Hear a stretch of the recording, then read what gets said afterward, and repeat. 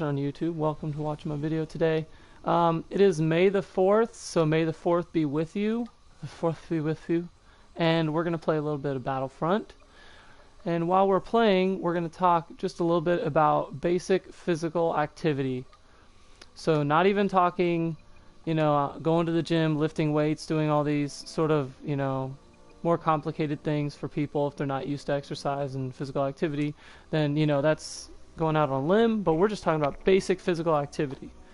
So physical activity is going to be the equivalent of you doing many simple things such as walking, gardening, house cleaning, any sort of thing like that you can do that's, I guess you'd call an activity of daily living, and that can be a physical activity.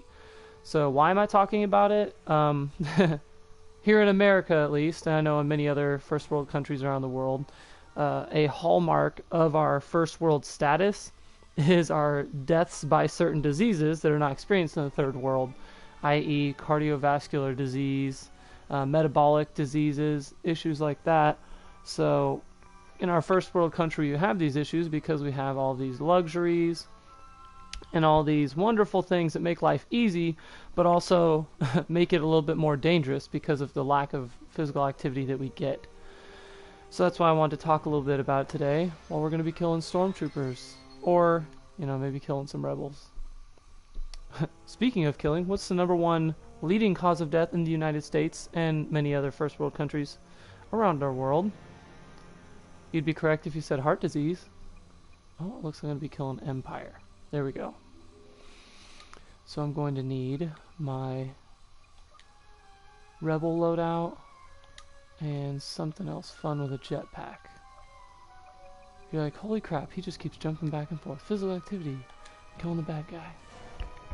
But yeah, heart disease, #1 killer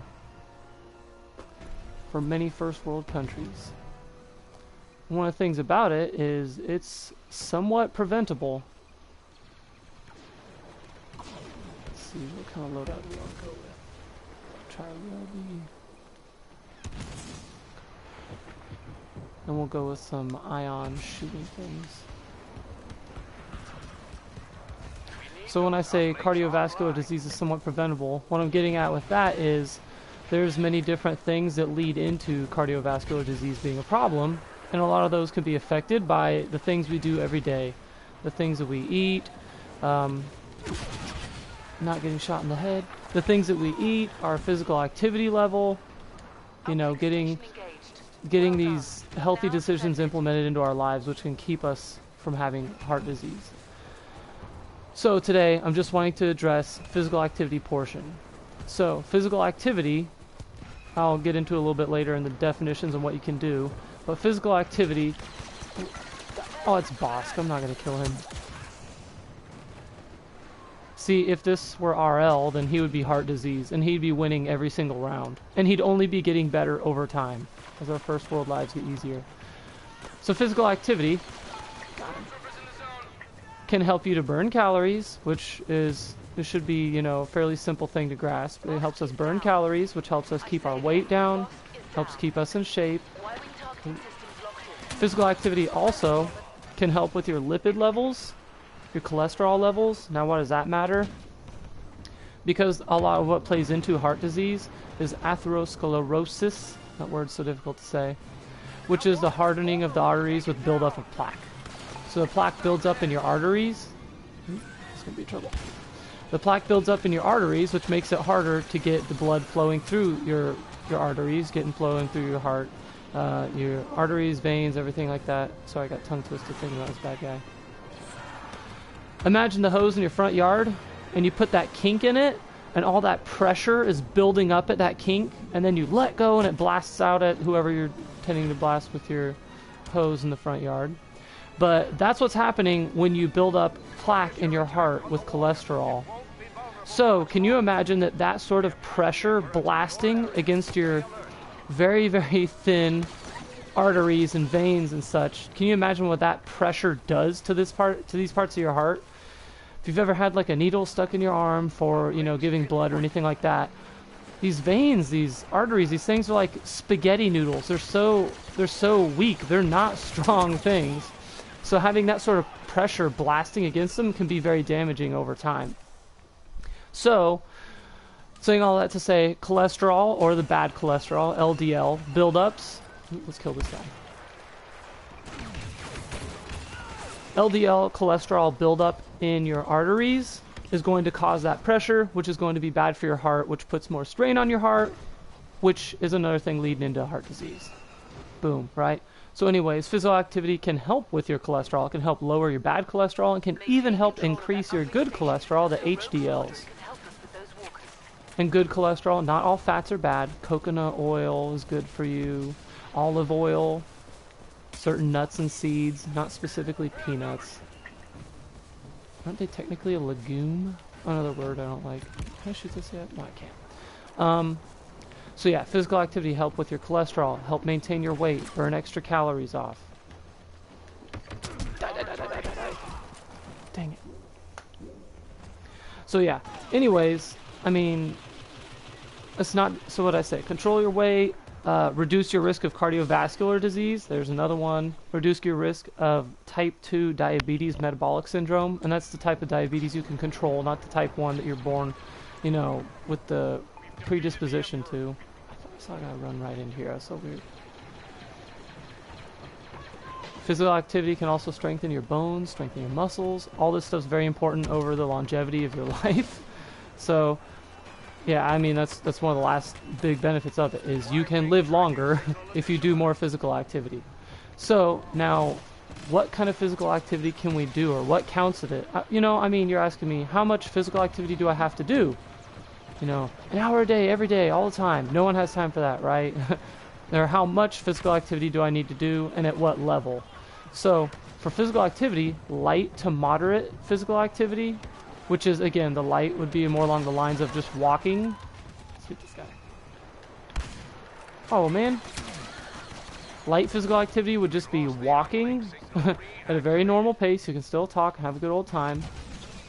It could also be gardening is one that it's considered to be light physical activity. House cleaning. Granted, you're not just like sitting on your butt polishing a dish or something like that. So again, walking is kind of the go-to. Very simple, very easy. Everyone can do it. It's accessible. It's not expensive. So if I were to say, you know, if you were to say, what kind of physical activity can I do just to get started, I would say walking. If you can get 30 minutes of walking in, that's great. So, all right, we found a physical activity event we can use that's accessible, not specifically time-consuming. It's something that doesn't even cost money. Cool. I can start doing some walking. Missed. Alright, so how much walking, how much physical activity do you need to do to actually see benefits, those health benefits I was talking about? The recommendations are 30 minutes a day, most days of the week. Usually they're referring to about 5 days a week. So 30 minutes a day, 5 days a week is what you should be aiming for. And that's per United States Department of Health and Human Services. But there's also... I've even looked at the Australian guidelines for physical activity, almost exactly the same as what we have. So if you're in a first world country where heart disease is a major killer of the people living in that country, then 30 minutes a day, most days a week, 5 days a week is a good go-to. Alright, so now you're coming to me and you're saying, so I gotta squeeze 30 minutes out of my already busy day to walk? Now here's the good part about physical activity. One really awesome thing about physical activity is you do not have to do it all in one consecutive chunk. What do I mean by that? What I mean is, if you, when you're going into work in the morning, park in the back of the parking lot and it takes you 3 minutes to walk in, boom, you can just tick 3 minutes off of that total for your 30 minutes for the day. And then let's say on your lunch period, instead of just, you know, sitting down for the whole 30 minutes, you eat your food and you go on a 10-minute walk, boom, now you got 13 minutes. So it's consecutive, and not specifically consecutive. You just need to add up that physical activity for the day. Then let's say, you know, at your office, they need help moving a filing cabinet and hauling all these papers upstairs or something like that. So now, you just went upstairs, hauling some weights, and that took you maybe another 17 minutes. Boom, you actually hit your 30-minute mark for the day.